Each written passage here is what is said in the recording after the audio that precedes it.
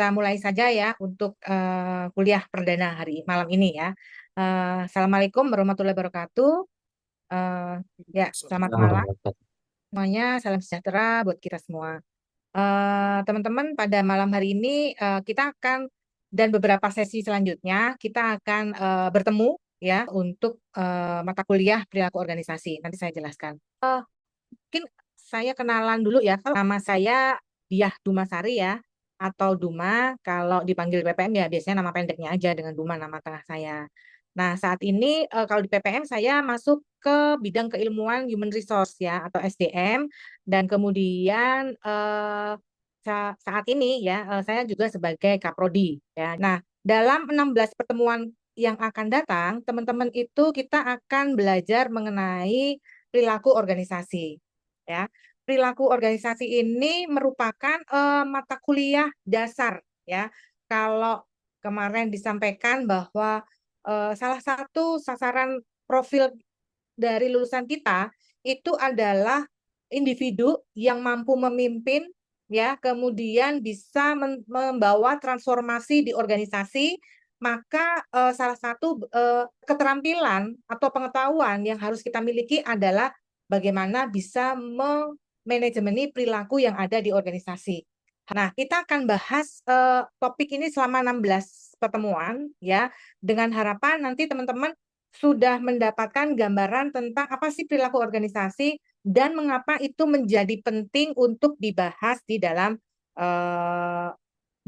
perkuliahan di Magister Manajemen. Nah, terkait dengan perilaku organisasi, nanti ada buku acuan yang kita gunakan. Kita akan menggunakan satu buku Stephen Robbins, kan pasti sudah familiar ya dengan Stephen Robbins. Nah, dia membuat buku tentang perilaku organisasi. Nah, buku ini yang nanti akan kita gunakan dalam perkuliahan di perilaku organisasi. Buku sistem di dalam perkuliahan manajemen perilaku organisasi, kita akan lebih banyak diskusi tentang kasus, diskusi tentang praktek perilaku organisasi di kantor teman-teman. Kemudian terkait dengan sistem penilaian. Sistem penilaian yang digunakan di kelas perilaku organisasi ada 4 ya. Yang pertama adalah presentasi kelompok, kemudian diskusi atau partisipasi mahasiswa selama kelas berlangsung. Kemudian yang ketiga adalah project paper, ini 30%. Nah, kemudian yang terakhir adalah UAS 30%. Untuk mendapatkan pemahaman yang sama, kita akan nonton nonton video, sepotong video. Nanti silahkan diamati videonya, dan nanti kita akan diskusi untuk terkait dengan pertanyaan dari video ini. Nah, pertanyaannya adalah, di dalam video ini, apa yang terjadi di dalam organisasi tersebut. Jadi, video ini menggambarkan kerjasama sekelompok orang yang bisa diasumsikan sebagai suatu organisasi. Nah, dalam video ini, nanti silahkan diamati apa yang terjadi di dalam video tersebut, di dalam kelompok tersebut. Dan akibatnya apa? Ya, positifkah atau negatifkah? Nanti kita akan diskusi. Gitu ya. Oke, saya putarkan.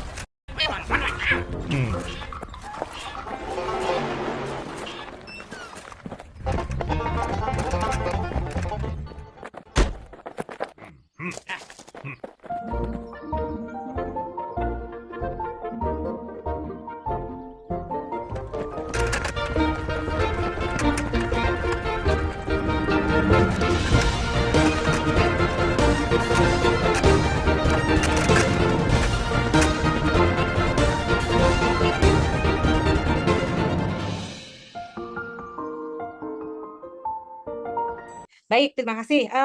Sekarang kita akan lanjut diskusi. Menurut teman-teman, apa yang terjadi dalam video ini?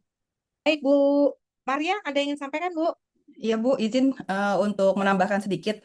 Kalau kita lihat dalam organisasi itu banyak tipe pekerja tadi ya, ada yang efektif, ada yang less efektif, ada yang performer, dan itu butuh penanganan gitu ya. Gimana caranya biar majunya ke depannya sama-sama nih, jangan ada yang ngeberatin. Nah di situ tadi kita lihat ada seorang yang akhirnya mengatur tuh Bu, ya langsung memberikan apa nih yang memang perlu diperbaikan. Ada orang yang mungkin harus dikeluarkan dari tim, ada yang harus dipindahkan posisinya. Nah itu mungkin jadi tugas kita bersama juga ya, gimana seorang leader itu bisa mengelola timnya supaya lebih efektif, supaya nggak kalah nih sama toko sebelah atau perusahaan sebelah yang udah jalannya udah ngebut. Gitu sih Bu dari saya. Terima kasih. Oke, baik. Terima kasih. Ada lagi teman-teman yang ingin disampaikan? Ya, baik. Terima kasih Bu atas kesempatannya izin memberikan pandangan terkait video ini. Secara umum saya melihat bahwa yang namanya organizational capability itu sangat ditentukan oleh kompetensi dan behavior dari semua orang yang ada di dalamnya, Bu. Dan ini tentu saja merupakan challenge terberat bagi seorang leader dalam sebuah organisasi. Kemudian di perusahaan pertama saya melihat tidak adanya sistem manajemen kinerja yang jelas, Bu. Selain tadi juga sudah bagus disampaikan oleh Pak Ari, Pak siapa tadi, Pak Cahyanto ya, tentang rekrutmennya. Nah, setelah rekrutmen orang yang masuk itu kan juga harus di manage Bu ya, tidak hanya masuk saja tapi di manage, tidak hanya diberi gaji saja, tapi juga dilatih, dikembangkan. Jika tidak perform, nah itu pasti ada sesuatu yang harus dilakukan seperti itu Bu. Itu saja Bu, makasih. Oke. Ya, jadi teman-teman kalau dilihat dari video ini sebenarnya apa yang sudah disampaikan oleh teman-teman itu kurang lebih hampir sama ya. Artinya di sini ada dua organisasi ya. Organisasi ini memiliki performance yang berbeda ya. Yang pertama performance-nya tidak bagus atau target tidak achieve. Kemudian yang kedua mereka bisa memenangkan persaingan ya. Nah, kalau dilihat dari sini sebenarnya ini ada 5 karyawan. 5 karyawan ini ada yang satu di organisasi juga gitu ya, bahwa di organisasi itu akan banyak karyawan dengan beraneka ragam. Di sini contohnya ada karyawan yang tadi high performance. Dia nggak disuruh apa-apa, dia udah kerja sendiri. Tapi juga ada karyawan yang efektif doer. Jadi dia itu akan efektif bekerja kalau ada role model, ada contohnya ya. Nah, kemudian ada less effective doer. Nah, ini anget-angetan. Kadang-kadang dia bagus, kadang-kadang juga dia nggak bagus. Jadi tidak konsisten hasilnya. Nah, kemudian yang ketiga adalah potensial trouble source. Ini adalah karyawan yang bisa, yaitu tadi anggota-anggota, tapi bisa positif, bisa negatif. Dia bisa merusak atau mengganggu pekerjaan yang ada di dalam tim. Nah, yang terakhir adalah supersist person. Ini adalah orang-orang mungkin kalau di organisasi itu yang benar-benar deadwood ya, yang benar-benar kinerjanya nggak bagus. Tadi kalau teman-teman ngomong, ini gimana nih penilaian kinerjanya? Seharusnya kalau kinerjanya nggak bagus kan dia dapat hukuman ya. Yang mungkin di sini memang tidak berjalan dengan bagus. Nah, ketika perilaku itu beraneka ragam dan tidak dikelola dengan bagus, maka hasilnya akan menghambat organisasi. Nah, contoh yang di sini ini adalah mereka juga berasal dari organisasi dari orang-orang yang berbeda, tapi kemudian dikelola atau di-manage dengan bagus sehingga mereka memiliki perilaku yang hampir sama. Jika dikaitkan dengan mata kuliah perilaku organisasi, ya tadi perilaku di organisasi itu asalnya adalah berbeda, sangat heterogen. Teman-teman pasti menemukan orang yang malas, orang yang rajin, orang yang nggak perlu ditegur kerja, tapi ada orang yang perlu diawasi, bahkan perlu udah ditegur aja dia masih tetap malas. Nah, sasaran kita adalah orang itu memiliki pengetahuan, keterampilan, dan perilaku yang sama. Nah, ada hal-hal yang perlu disiapkan juga bagi organisasi. Nah, oleh karena itu, di dalam perilaku organisasi, kita mencoba memahami tindakan dari individu atau tim atau kelompok di dalam konteks organisasi.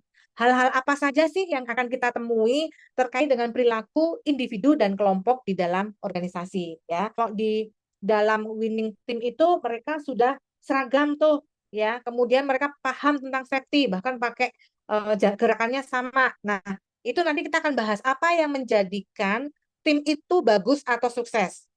ya, dan juga apa yang menjadikan individu itu menjalankan atau melakukan perilaku sesuai dengan harapan dari organisasi.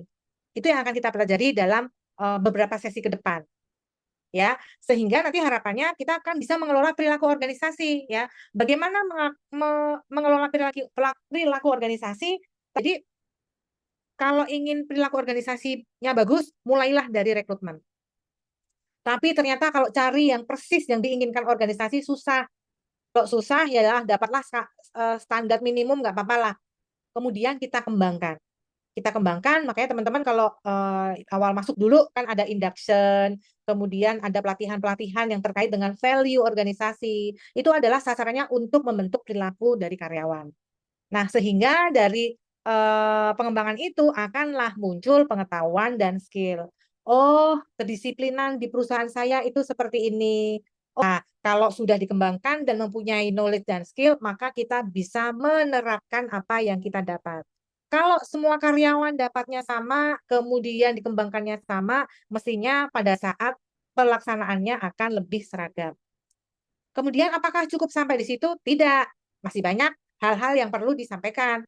Walaupun dia bisa menerapkan, tapi leadernya nggak bagus, belum tentu bagus.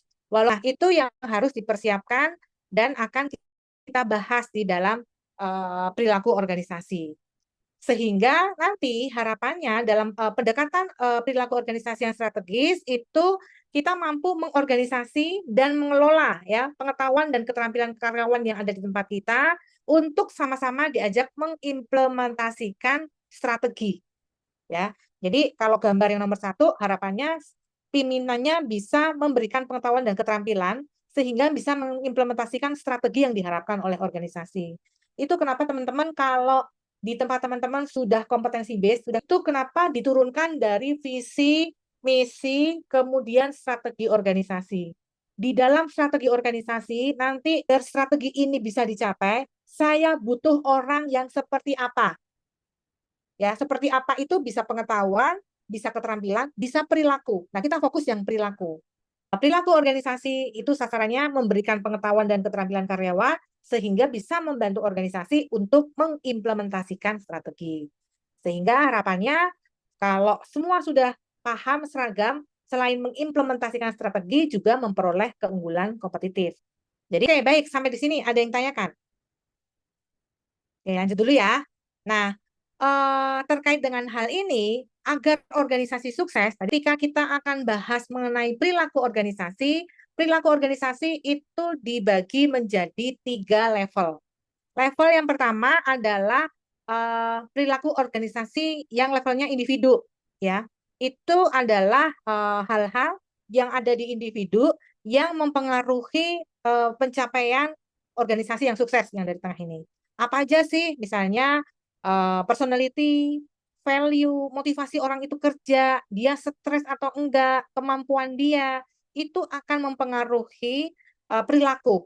Orang yang stres pasti perilakunya kecenderungan perilakunya nggak bagus. Kalau perilakunya nggak bagus, apa sih yang terjadi? Produktivitas dari individu dan tim akan terganggu. Nanti kita akan bahas, mungkin tidak semua teman-teman dari komposisi ini, tapi kita akan bahas yang utama-utama, ya. Kalau yang lain tuh biasanya nanti nyerempet-nyerempet. Nah, selain individu, apalagi yang mempengaruhi kesuksesan organisasi terkait dengan perilaku, yaitu perilaku tim. Perilaku tim itu masuk di antaranya adalah interpersonal factor, ya, hubungan di dalam tim. Contohnya apa? Leadership, ya. Leadership orang yang nggak adil di dalam tim pasti timnya goyang. Komunikasi yang nggak bagus di dalam tim pasti timnya goyang. Decision making skill dari karyawan di dalam tim 5, yang 2 nggak bisa bantu untuk pengambilan keputusan hanya haheho gitu ya. Yang 2 ini bekerja keras untuk pengambilan keputusan itu juga akan goyang. Apalagi terkait dengan dinamika di dalam tim, ya, itu juga akan berpengaruh. Kalau ini goyang, maka yang terjadi adalah akan mempengaruhi kepuasan di dalam tim dan grup. Contohnya, kalau leadership, bos saya itu dia lebih senang menyampaikan keputusan-keputusan kepada orang-orang tertentu. Kami mah orang-orang yang ada di level 2, bukan di level 1. Orang itu pasti tidak puas. Ketika dia tidak puas di dalam grup, maka dia akan berperilaku berbeda. Padahal sebenarnya mungkin dia potensi. Nah, itu bahaya kalau diteruskan. pasti produktivitasnya juga akan turun. Ya, nih lihat. Orang yang tidak puas, maka produktivitas akan turun. Nah, ini level individu, ini level tim. Level yang terakhir adalah level organisasi atau organisasional faktor. Perilaku apa saja yang muncul di sini terkait dengan culture atau lingkungan kerja dan kemampuan bagaimana beradaptasi. Nah, ini tadi contohnya kalau culture-nya kerja asal-asalan itu didiamkan saja, seperti tim yang pertama, hasilnya sudah jelas, organisasi tidak sukses. Ya, ada kemungkinan tidak cukup sampai di situ, ada kemungkinan individu juga kecewa. Gimana sih? Katanya budaya kita kerja sama tim, tapi kemarin saya minta surat pengantar dari unit pengadaan, tapi lama. Gimana sih? Nah, itu juga akan menjadi mempengaruhi di sini sehingga akan mempengaruhi produktivitas. Oke, jadi yang akan kita pelajari teman-teman adalah 3 level, yaitu level individu, level tim, dan level organisasi. Harapannya kalau level individunya sudah matang, kemudian di timnya individu matang, biasanya akan berpengaruh di tim. Ya, timnya matang, biasanya akan berpengaruh di organisasi. Tapi sebaliknya juga, ketika organisasinya nggak bagus, akan berpengaruh di individu dan tim. Sehingga ini akan mempengaruhi produktivitas dan kepuasan. Buntutnya akan mempengaruhi kinerja organisasi. Gitu ya. Oke. Ada yang tanyakan sampai sini? Ada? Oke. Malam Bu Dina. Ya, malam. Silakan Pak Nixon. Ya. Bu Dina ini mau tanya, sebenarnya kan tadi teman-teman udah jelasin tentang leader yang baik, terus individual yang efektif bekerja gimana. Gimana kalau dibalik Bu posisinya, jadi individual timnya nih, anak-anaknya nih yang kerjanya bagus, tapi leadernya ini yang bermasalah gitu Bu. Jadi kalau dilihat dari posisi si anak-anaknya ini, leadernya ini kerjanya nggak efektif gitu Bu. Dulu itu sebelum dia jadi leader, kerjanya itu bagus ya Bu. Sebenarnya kerjanya bagus, tapi ketika dia jadi leader, jadi di desa tuh ngomong kepala biro, dia jadi lebih nggak ada empati sama anak-anaknya, terus kerjanya lebih lama, bisa pekerjaan bisa 2 bulan gitu. Itu gimana dia? Jadi kalau dibalikin perspektifnya dari anak-anaknya nih, gimana tuh ya Bu? Oke, oke Pak Nixon, nanti kita akan bahas ya. Tapi pada prinsipnya ada skill yang harus dimiliki oleh kita sebagai pemimpin. Jadi nanti kita akan bahas di sini nih Pak Nixon. Dia masuk ke dalam level tim. Salah satunya adalah kita nanti akan ada satu sesi bahas tentang leadership. Mungkin nanti boleh didiskusikan lagi lebih dalam yang disampaikan oleh Pak Nixon. Jadi bagaimana sih ada orang yang dia sebagai individu adalah dia orang yang produktif. Tapi ketika dia sebagai leader, ternyata dia nggak bisa memimpin, ya. Iya betul. Ya, sehingga anak buahnya juga bingung nih, pekerjaan yang seharusnya bisa cepat kok ini jadi lama karena mungkin dia nggak berani mengambil keputusan, ya, atau dia tidak bisa memimpin di dalam tim. Nah, itu nanti kita akan bahas satu persatu ya, Pak. Baik. Nah, ini karena masih sesi awal, saya ingin overview dulu pada hari ini dan nanti teman-teman satu persatu, tidak semua sih, tapi kita sudah pilihkan agar teman-teman menjadi pemimpin transformasi itu apa sih yang ilmu dasar yang harus dimiliki oleh teman-teman ya. Oke, nah kemudian di sini saya akan kembali tadi ya, dalam perilaku organisasi ya, kita akan memisahkan menjadi 3 level, yaitu individu, kemudian tim, dan organisasi. Ketiga ini harapannya bisa mendukung dari pencapaian strategik ya. Jadi kalau dari lensa strategik itu ada pendekatan strategik terhadap perilaku organisasi ya. Kemudian di organisasi itu ada perbedaan.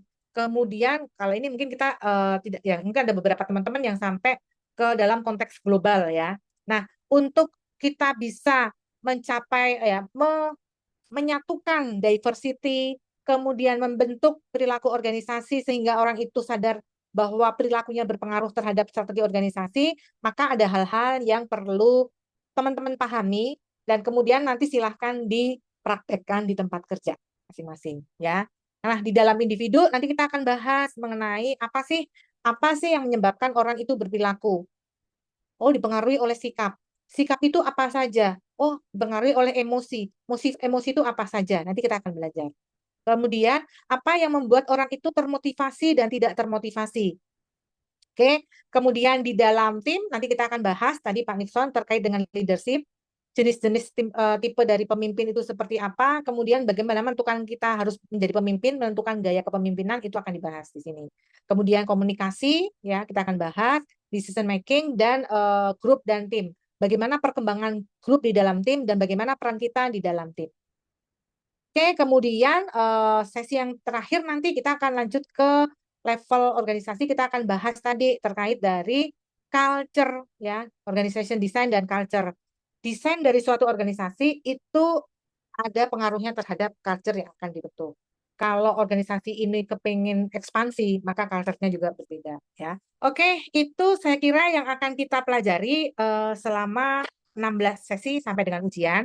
Nah, ini adalah RPS-nya. Ini adalah konsep-konsep yang akan kita pelajari, ya.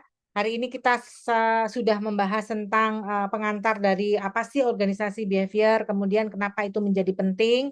Nah, next pertemuan kita akan bahas mengenai job attitude dan kemudian emosi dan mood. Oke, baik. Adakah yang ingin ditanyakan, Bapak dan Ibu? Guys. Izin Bu Mas. Ya, silakan, Bu Nurul.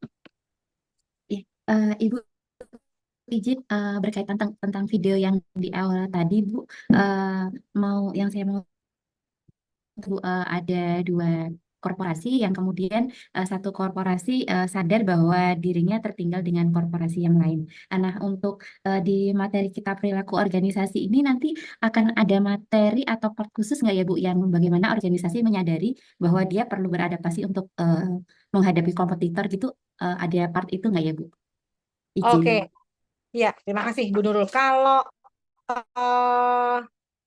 bahas bahwa organisasi itu harus ngapain agar bisa memenangkan persaingan gitu ya, Bu Nurul ya? Betul Saya Ibu. konfirmasi dulu nih. Betul Ibu. Ya, ya kita tidak bahas langsung bagaimana organisasi itu memenangkan persaingan, tapi kita turunkan tadi yang saya jelaskan di awal. Organisasi itu akan sukses kalau karyawannya itu memiliki perilaku organisasi yang diharapkan. Nah, perilaku organisasi yang diharapkan ini kan harus seragam. Artinya gini, paling gampangnya gini. Perusahaan itu akan sukses kalau karyawan itu memiliki motivasi yang tinggi, benar nggak? Ya kan? Kalau dia motivasi yang tinggi, maka akan berperilaku seperti yang diharapkan oleh organisasi. Nah, organisasi harus paham apa sih yang menyebabkan karyawan saya itu termotivasi dan tidak termotivasi. Itu dibahas di perilaku organisasi di mata kuliah ini. Kan faktornya banyak ya. Tadi contohnya gini. Contohnya di tempatnya tadi siapa ya? Oh, di tempatnya Pak Monri. Yang Pak Monri mengatakan kunci dari organisasi yang sukses atau menang itu ada 3. Leadership, culture, dan governance. Leadership dan culture akan kita bahas di dalam mata kuliah perilaku organisasi. Tapi governance enggak. Governance itu kan terkait tata kelola ya. Bagaimana penurunan KPI. Kemudian KPI ini akan digunakan untuk apa? Ya. Nah, itu nanti di mata kuliah lain. Ya, di mata kuliah lain di performance management ya, manajemen kinerja. Nah, pertanyaan Bu Nurul, bagaimana agar kita bisa memenangkan itu tidak cukup di perilaku organisasi, tapi di beberapa mata kuliah. Ya, sehingga nanti kalau teman-teman sudah mendapatkan aneka ragam resep nih ya, aneka ragam mata kuliah, teman-teman akan mengatakan, oh iya ya, kalau dari sisi leadership harusnya gini, oh kalau dari sisi finance seharusnya gini, oh kalau dari sisi SDM seharusnya gini, oh kalau dari sisi marketing seharusnya gini. Itu pengetahuan secara umum. Nah, kalau itu dipraktekkan, maka tadi kita akan menang di dalam persaingan dengan perusahaan. Nah, fokus kita di mata kuliah ini sebagian dari itu, yaitu perilaku organisasi. Gitu ya, Bu Nurul? Ya, jadi saya juga harus meyakinkan ke teman-teman, tidak dari mata kuliah ini saja kemudian punya pengetahuan bagaimana memenangkan bisnis. Enggak. Ya, nanti teman-teman akan bahas tuh tentang strategi memenangkan pasar pakai bisnis canvas model. Nah, itu yang lebih strategik. Tapi ketika sudah membuat bisnis canvas model, kan teman-teman harus menyiapkan orangnya gimana untuk bisa mengimplementasikan yang sudah saya desain ini. Maka belajarlah HR. Belajar HR, orang-orangnya perilakunya harus gimana? maka belajarlah perilaku organisasi. Belajarlah mengenai manajemen keuangan. Semua menjadi satu. Gitu ya. Ada lagi yang tanya? Oh, oke, Pak Monri, silahkan Pak. Terima kasih Bu Duma. Bu, izin bertanya. Tadi kan di awal sempat dibahas terkait yang struggle company atau incorporation, bahwa salah satunya kita harus itu bagaimana mengelola rekrutmen ya Bu ya. Tadi saya kalau nggak salah dengar, ada 3 hal yang bisa kita lihat dari seorang individual. Itu ada skill, knowledge, sama attitude. Nah, di sini kita bicara perilaku. Kalau sepanjang pengetahuan atau berdasarkan riset yang ada Bu, dari ketiga kategori itu, sebenarnya mana yang paling dominan atau kalau bisa kita urutkan Bu yang paling penting di antara ketiga itu Bu. Terima kasih. Ya, jadi gini, perilaku itu kan dipengaruhi oleh tadi ya, knowledge, skill, dan attitude. Kalau pakai konsepnya kompetensi, iceberg, itu lebih sikap dan sikap itu yang lebih berpengaruh. Nanti besok kita belajar apa sih isi sikap itu, ya. Kalau kompetensi bilang itu karakteristik, ya, karakteristik dari orang itu yang dia bawa, ya, itu yang berpengaruh paling besar. Tapi apakah itu bisa dirubah? Bisa. Jadi contohnya gini, Bapak dan Ibu lebih gampang mengelola orang yang mau tapi pinternya kemauannya tinggi, ya, tapi tidak pinter, atau orang itu pinter banget tapi perilakunya nggak bagus. Lebih gampang mana? Yang pertama, Yang Bu. tinggi. Yang pertama, Bu. Yang nggak pinter-pinter banget tapi dia attitude-nya bagus. Iya kan? Nah, itu kalau konsepnya kompetensi memang yang mempengaruhi kesuksesan kita yang paling utama itu adalah bagaimana kita membentuk attitude dari karyawan tersebut. Nah, itu nanti kita bahas tuh. Attitude itu apa sih? Terus bagaimana kita membentuk attitude ya, terutama sebagai leader. Bisa leader, bisa culture ya, sehingga semua memiliki sikap yang sama terhadap penyelesaian tugas. Ya, menjawab nggak Pak Monri? Menjawab Bu. Terima kasih.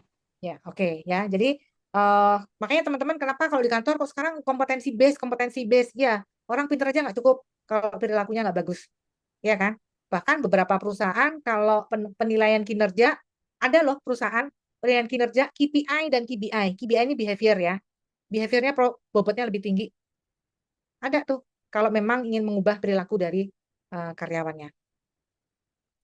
Oke, baik. Sudah lebih 1 menit.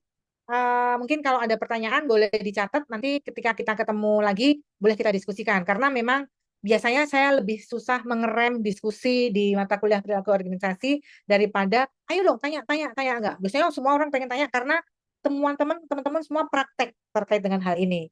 Kadang-kadang banyak yang curhat juga, Bu, di tempat saya Gen Z, bla bla bla, gitu udah nggak apa-apa. Tapi memang tujuan kita di sini sharing ya, teman-teman.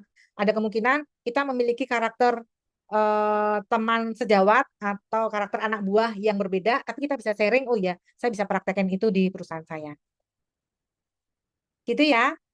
Oke, baik. Kalau tidak ada, kita foto bersama dulu ya, teman-teman, sebagai kelas perdana. Mungkin saya nanti akan lihat berapa bulan kemudian, masih keriting-keriting nih, masih seger-seger soalnya di sini nih. Oke ya. Baik, hitungan ketiga ini ada 2 layar ya. Nanti saya akan capture 2 kali. Hitungan ketiga saya capture 1, 2, 3. Oke, sekali lagi. Ya, oke, boleh pakai jempol kayak Pak Lutfi. 1, 2, 3. Oke, baik teman-teman. Saya kira cukup untuk malam ini. Silahkan istirahat. Besok kuliah lagi ya. Semangat untuk kuliah hari Sabtu. Selamat istirahat dulu menuju hari besok. Selamat malam. Assalamualaikum warahmatullahi wabarakatuh.